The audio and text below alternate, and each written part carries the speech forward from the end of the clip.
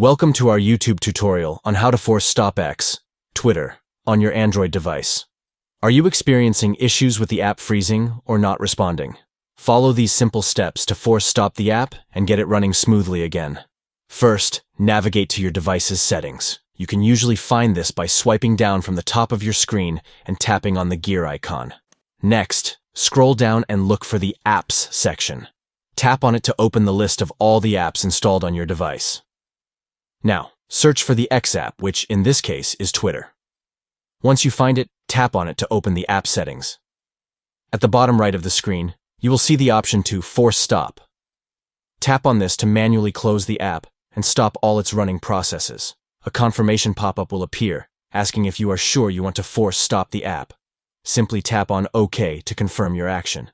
And that's it. You have successfully force stopped the X app, Twitter, on your device. This can help resolve any issues you were experiencing with the app. Thank you for watching, and don't forget to like and subscribe for more helpful tutorials. See you next time.